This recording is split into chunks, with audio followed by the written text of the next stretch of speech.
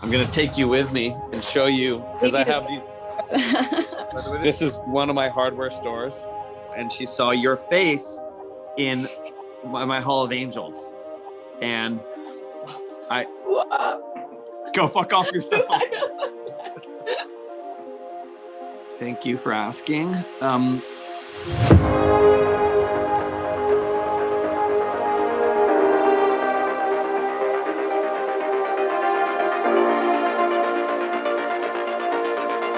Hi, Tom. Thank you so much for being here. It's an honor and a pleasure to be interviewing you.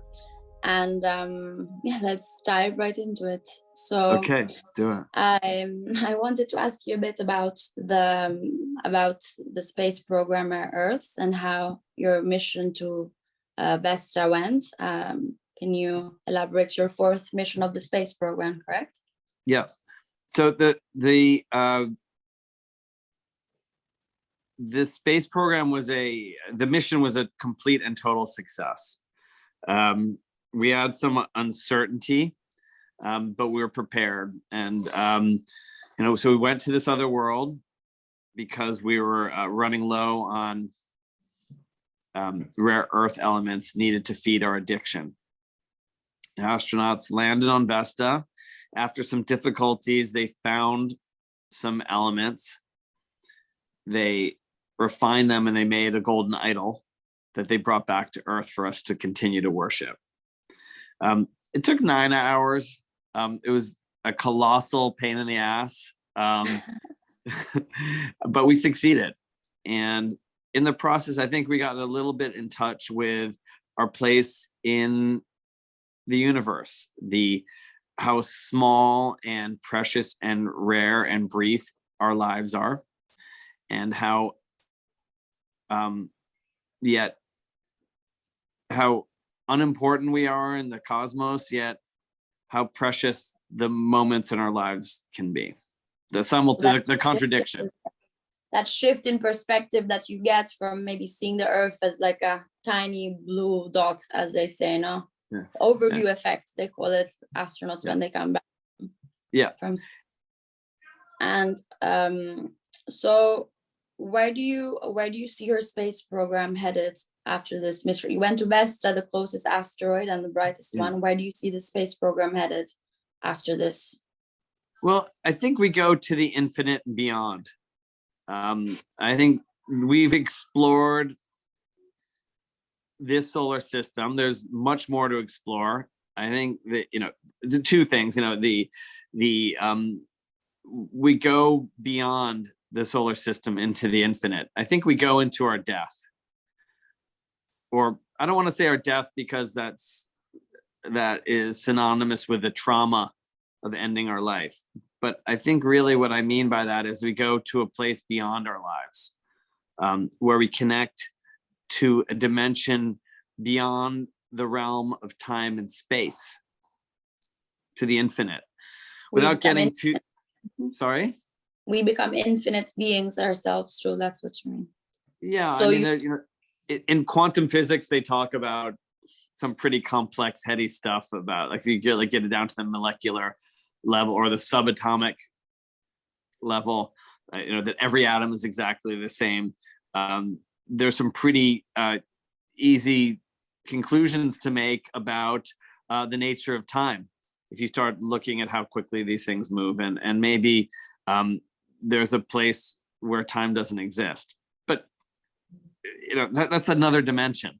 I think that may be occurring, but at the same time, this moment in our short lives where we're here, if we're successful, we reproduce from a Darwinian sense, and we continue with our place in this life. And we draw a lot of importance to that, and we should, because we don't have much time to do with it. But I think probably I'm interested in exploring sort of a dimension beyond this time and space, and life here on Earth, the raw sensuality of being a human being. But I have a question, because when visitors arrive at the space program, you put them through an indoctrination process, correct? Yeah. And so doctrine assumes that there is a doctrine which is a religion, basically. So how does religion fit in with what you're just talking about? Well, we are a religious organization. The studio is a religious organization. So Ginevra, you're all basically. Yeah, but I would even say that we're not a religion, we're more of a cult. Okay. And and Okay. Ginevra, you are a member of our cult. Of course I am. And Yeah. and I am, because you follow us on Instagram. And I'm a member of your cult because I follow you. We are members of each other's cults. Okay. And we are all in different degrees. Some of us are obsessed. Some of us are casual cult members. Some of us follow because we believe. Some of us follow because we want to believe. Some of us follow because we want others to believe that we believe. There are many, many ways in and out, and it doesn't really matter what they are to me. My agenda is teaching the values of the studio in the same way that your Instagram. Are you talking about the 10 bullets? No. Yes, absolutely. Okay. I think 10 bullets is kind of the beginning, but I mean, our Discord channel or our Instagram or Twitter, all the movies that we make on YouTube, like 10 bullets, for example, those are all, that's all our indoctrination. That's our scripture. I love 10 bullets. It's really inspiring. I think every company should have a 10 bullets program. It would be so much more efficient. Everything would just work much more smoothly. But I'm also curious, what are the tasks that you make the visitors undergo in order to be indoctrinated? What do they have to do? So if you want to become indoctrinated, if you want to become one of us, it starts with watching 10 bullets. That's the first move. And all the other studio movies, because that's the most passive. Like, you can do it at home, you can do it on your phone, it's free, it's unlimited, you don't need to be there. But let's just say that you like that and you want to take the next step. You come to the indoctrination center, you fill out an application, and then you sort screws. We have a gigantic pile of screws called logjam, and these are all the screws that we use to make the space program. I'm going to take you with me and show you, because I have these. By the way, I'm in the studio now. So see, this is one of my hardware stores. So this is logjam, this drawer. So these are all screws that are too valuable to throw away, but not valuable enough to sort in their proper containers. For example, like these are all by size. Okay. So this is intermediate state, this chaos, right? Yeah. Is like the gases in a galaxy that coagulate over millennia to become a gaseous planet, a comet, and maybe over another few billion years develop a rocky core. And then maybe another billion years go by and this core develops an environment, and then another billion years go by and this environment supports life that grows into slime, and then another billion years go by and that slime evolves into creatures like you and me who are talking about slime. So from entropy and chaos come life gradually, and then of course everything then devolves back into chaos. But what we're interested in doing is taking a little bit of this, bring it together using our hands, because I believe that we're sensual beings, and like getting your hands dirty is a way of learning.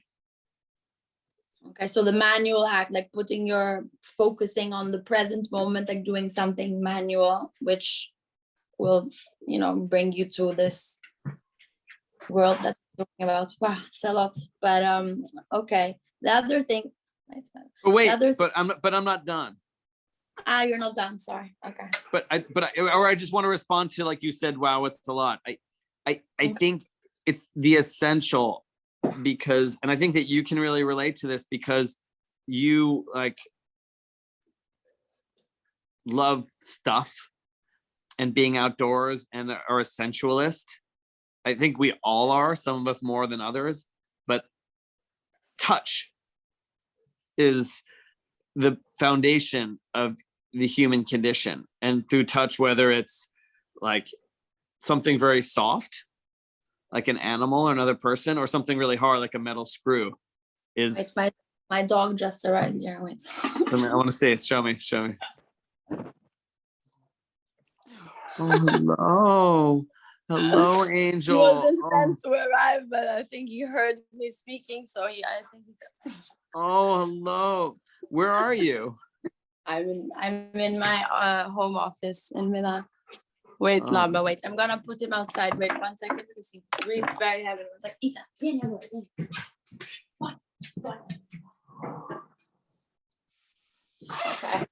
1 second. I'm back. Okay. Cool. Sorry about that. Okay. Yeah. Okay. Anyway, let's go on. Yeah. No. Finish off what you were saying. I think that there's a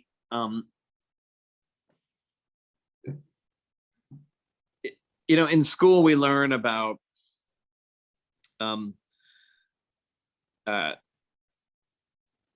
it's Apollonian. We learn about logic, but we don't learn about sensuality and touch and intuition. And I think that's what we're trying to teach here. And we don't learn to work with our hands. We learn to work away from our hands. We have calluses on our fingers from touching screens, not from touching materials. Those handheld devices that you so-called, which make us connect, basically. I also have another question. When you talk about connection, do you talk about the connection that we have through our devices or amongst us? Because it's different. Like the connection we have personally, like human to human, is different than the connection we have through the handheld device. Yeah. So we're in a transition period right now, because we are connecting through the device, for better, for worse. I don't want to judge it. I mean, I'm going to judge it and say that it's worse because it's kind of like, that's what I want. Okay.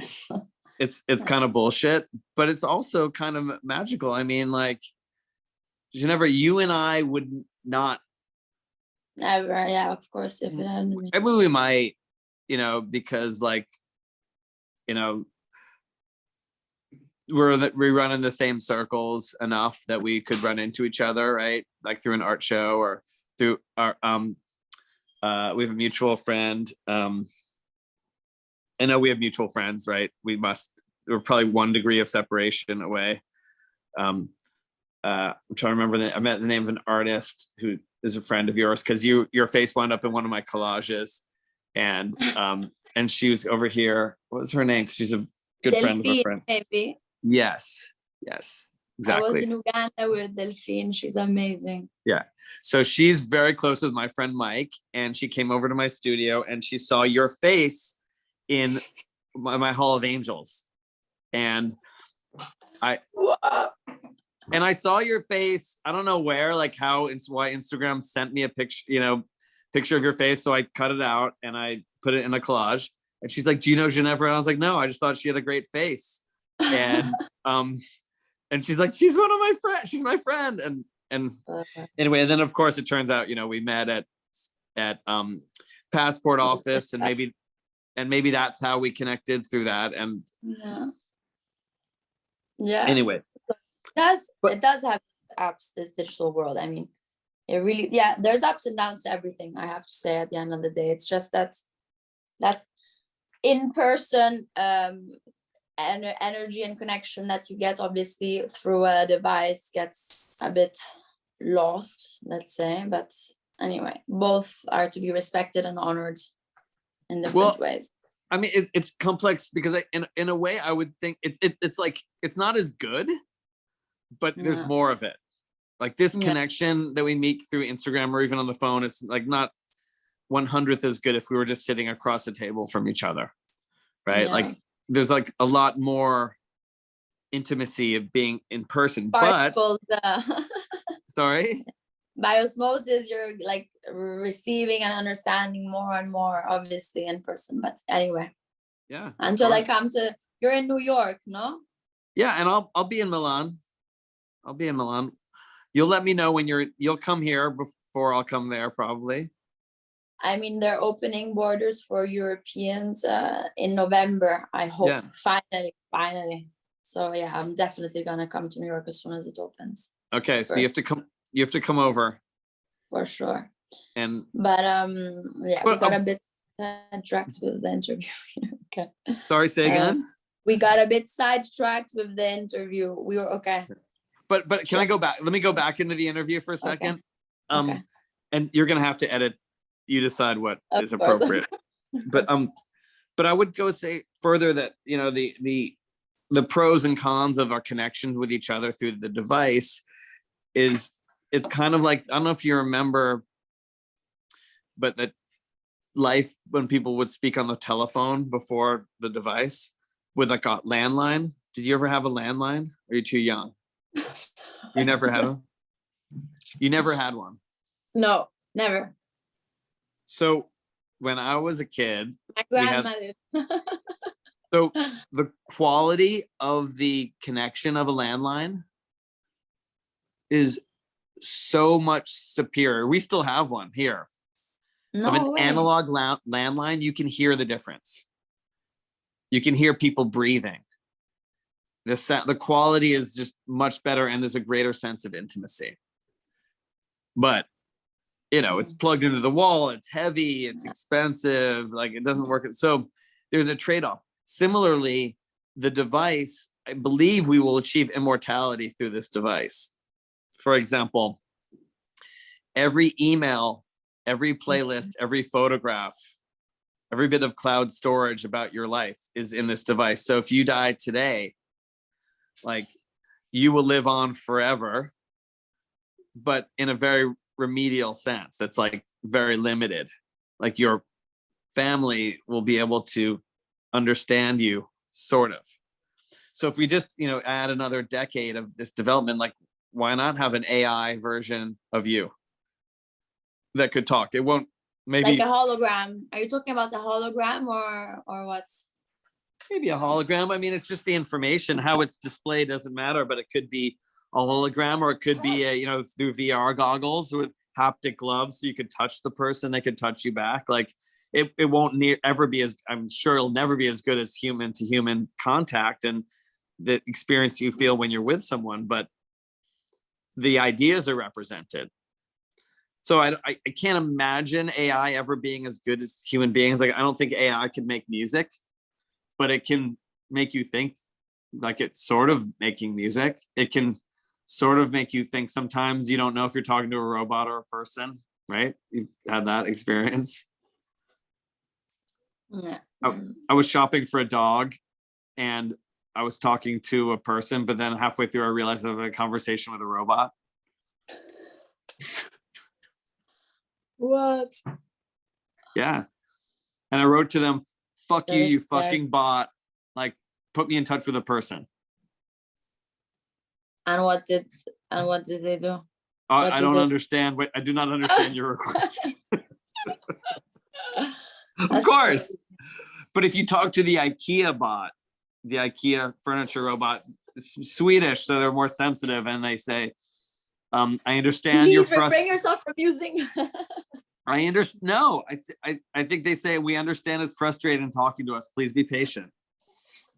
They understand. They're like, people are going to get mad. So instead of saying no, they're like acknowledging, and empathy and acknowledgement is the key to human experience. Probably in Italy, they would have told you to go fuck off yourself. Probably. Okay.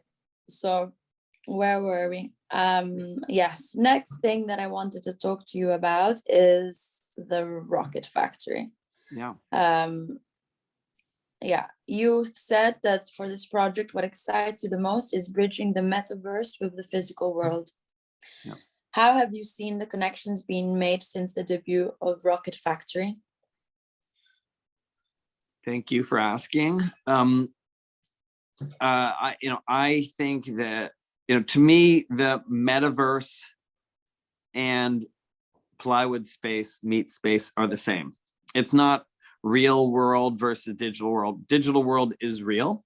It's just in a different dimension. And a project like Rocket Factory could only exist in the metaverse because with 1,000 components, you can only really access them through a searching filter that a computer allows. I'm really proud of Rocket Factory because we've been able to have equal parts in physical space and the metaverse. And that's something that's always important to me. It took a couple of years for me to really get in touch with a way to make something in this space that was authentic to the studio, because we are so, because we're sensualists and because we do things by hand. We wanted to find something that was authentic. And I think we did it. I've been working in this space now on this project for a couple of months, and it's growing. We're getting ready to launch phase 2 in November. Maybe you'll be here for. Maybe I'll manage to be there. Yeah, sure. And well, wherever you are, you'll be able to be there because it's a metaverse project. Live. But in New York, during NFT New York, we're going to be launching some rockets and some physical space stuff. So I don't know if that's when you might be here or not, but if you are, great. If not, whatever. But I would say this to you and to your readers: get a rocket before November if you want to get involved, because there'll be new functionality released in November, and things will change. And maybe you don't want to publish that. Maybe that's just for you and your friends. But I would say just get the cheapest rocket you can. It doesn't matter which one. Okay. Just get involved. I have another question regarding the rockets. Yeah. Why do you name every rocket? Well, with only 1,000 rockets, or even if there were 10,000 rockets, it's important that we build a connection with our things. Every one of these names has a story. And these are the stories of my life and my community and my mind. So in the same way that all of those brands, you could ask, why did you pick all of those brands? Those are the brands of my life. We all define ourselves through the things that we consume, the movies we like, the music we listen to, the clothes that we use to cover our bodies. That's how we define ourselves culturally. And all the titles are things that show that are stories of my experience in this short life. All the books that I've read, movies that I've watched, characters that have inspired me, concepts that have been important. So you can ask me about any one of those titles and there's a little story behind it. Okay. Or maybe a big story on some of them. Okay, makes sense. Makes a lot of sense. And okay, let's go. Okay, we can talk about Exchange, your 24-hour event at the Ropak Gallery. Yeah. Tell us about your initial idea for Exchange. How did your experience with where we met the 2018 Swiss Passport Office influence Exchange? How is Exchange the evolution of Swiss Passport? In 2018, they made a Swiss Passport Office, and that was a way for 20 euros you could get a Swiss passport. And part of that was my frustration about Brexit, where we had worked so hard to unify the people of Europe, and then it took a step in the wrong direction. If we are all one people, we will have, and we're all working towards the same goal, we'll have less conflict, especially as we have increased transparency and communication, which is one of the things that maybe could be good about all this communication is transparency, right? That's another conversation. But borders are created to control people for profit by governments and the corporations who control them.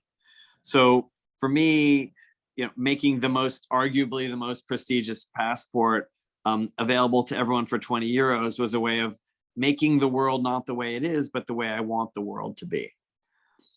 The Exchange project is a sequel to this. It's Swiss banking. It's about money. Money is an illusion by which we all live and die. It's real. Whether you're trading in shells or coins or paper or gold or paper that represents gold, like there's no difference between a $1 note and a $100 note. It's just we believe in the zeros and we know it's worth 100 times, and you can buy real things with it. It's an illusion that is 100% concrete. So as the metaverse can kind of upon us, and I just discovered the blockchain, I began to understand the power of taking the potential of taking the power away from Chase Bank and Deutsche Bank into the hands of individuals and making the banking industry, basically. Yeah, decentralizing it. And it's a pretty exciting possibility. And we're on the brink of a revolution. We may or may not win, but if we all participate, we will win. And my role as an individual is to use my best asset. I have money, but I don't have that much. No one really does. No one person has enough, even the richest people. What we need is everyone to participate. And the way we can participate is by doing projects in this space. So the best thing I can do as an individual is do my art projects in this space and use the metaverse. So in our project, you put down 20 euros, you get 5 beads, you trade 5 beads for a coin, you put that coin in an automated teller machine, out comes a chocolate bouillon, a Reese's candy bar. You open that, there's a QR code, you scan it, and you get 200 chocolate bouillon tokens in your digital wallet, SLP tokens.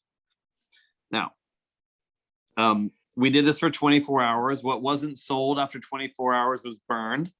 So from 4 million tokens, we're down to, I think, 800,000 or maybe less. I don't have the exact number. I have to do the math. And there's still some tokens available, but they're only in these blocks and they're available at the gallery.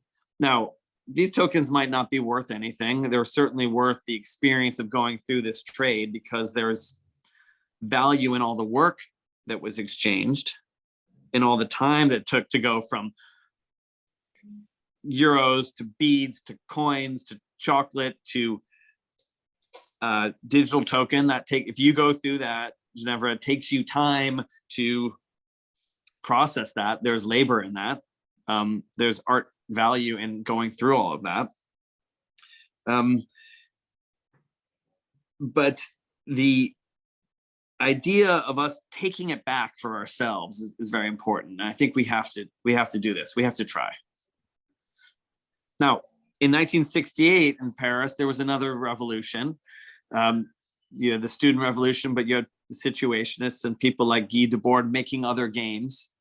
In a way, for 24 hours, it was really just a game. Some people made money, some people lost money, some people came away with digital tokens, which may be worthless, but maybe they'll be transformed into an NFT. And if that happens and they get traded, some people might get very rich, as we know. It doesn't matter to me what happens. What matters is that people are engaged and begin to understand this process a little bit more. That was the goal. I see. It seems like throughout all of your programs, the common denominator always is the community creation. Yeah. So why is this so central to you, building like a community of, disciples? Well, I think that's all we do. That's all that people do is we build community. Even a writer living alone, working in her office, writes a book, it gets the ideas out there in the world. You don't have to physically be with someone. I lost. Yep, someone just called through. Okay, are you back? Okay. Yeah. You don't have to, there are lots of ways of building community. You can do it on Instagram. You can do it through a magazine article. Today, we're building a community together. Mm-hmm. You and me and Whitewall, people are going to see your name and my name and want to read the article. People are going to want to read Whitewall magazine because they believe in the brand, because it's been around, they trust it, they care, they know its quality. And then there are people that don't care about Whitewall or you or me, and those aren't for us. They're for some other group of people, and that's okay.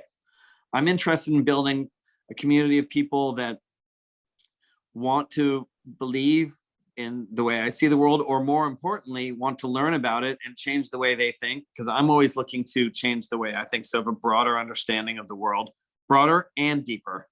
So deeper into my world, but broader into other people's worlds simultaneously. Makes sense.